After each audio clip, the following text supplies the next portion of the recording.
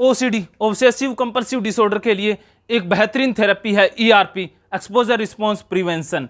ERP therapy सभी प्रकार की ओसीडियों के लिए कारगर है, चाहे रूमिनेशन ओसीडी हो हाथ धोने वाली, चाहे भगवान से डर वाली ओसीडी हो, रिलीजियस ओसीडी, चेकिंग वाली ओसीडी हो, चाहे सोमेटिक ओसीडी हो। तो ईआरपी को समझते हैं एक कहानी के द्वारा।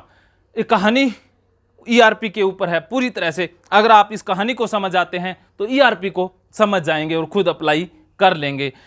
होता क्या है कि एक किसान मार्केट से मुर्गी के अंडे लाता है और गलती से एक अंडा उसमें बाज का आ जाता है। कुछ दिनों के बाद मुर्गी के अंडों से चूजे निकल आते हैं और बाज के अंडे से बाज का बच्चा निकल आता है। अब वो बाज का बच्चा मुर्गी के बच्चों के साथ खेलता है, खाना पीना उनके साथ करता रहता है।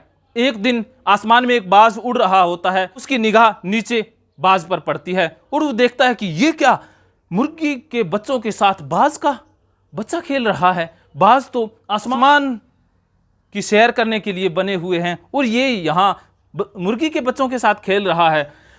बड़े बाज को ऐसा लगा कि कोई माजरा है, तो वो नीचे आता है और बाज के बच्चे से पूछता है कि तू यहाँ क्या कर रहा है। तब वो कहता है मैं कोई बाज नहीं हूँ, मैं तो मुर्गी का बच्चा ही हूँ।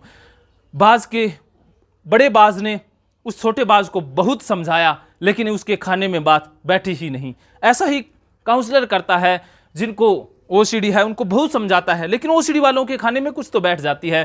बाकी लोग भी समझाते हैं, समझाने से बात बनती नहीं है। फिर बड़े बाज को एक बात समझ में आ गई थी कि अब इस छोटे बाज को ईआरपी देनी पड़ेगी, ऐसे बात बनने वाली है नहीं। तब वो बड़ा बाज क्या करता है, उस छोटे बाज को पंखों से पकड़ता है और आसमान में ले जाता है और आसमान में ले जा करके छोड़ देता है। वो नीचे गिर रहा होता है, छोटा बाज फिर से पकड़ता है, फिर से ले जाता है। धीरे धीरे उसने पंख खोलने स्टार्ट कर दिए और कुछ ही राउंड के बाद वो छोटा बाज भी आसमान की उड़ारी लगा रहा होता है। अब दोनों बाज आसमान की सैर कर रहे होते हैं। ऐसा ही काउंसलर करता है, कुछ राउंड देता है। जिसको ओसीडी है, गंदगी से रिलेटेड जो प्रॉब्लम है, उनको गंदगी के अंदर ले जा करके छोड़ देता है और एंजाइटी को टॉलरेट करना होता है, फेस करना होता है। फिर दूसरा राउंड शुरू होता है, दूसरे राउंड में फेस करना होता है। कुछ ही राउंड के बाद एंजाइटी गायब हो जाती है। तो इस प्रकार राउंड देने होते हैं ईआरपी के अंदर। तो बड़े बाज का जो रोल है वो निभाता है काउंसलर और साइकोथेरेपिस्ट। तो अगर आप भी जिंदगी के अंदर आसमान की सैर करना चाहते हैं तो एक्सपोजर तो करना ही होगा। उस बाज की तरह आसमान की सैर करना चाहते हैं तो किसी बड़े बाज की तलाश करनी ही होगी, जो रियल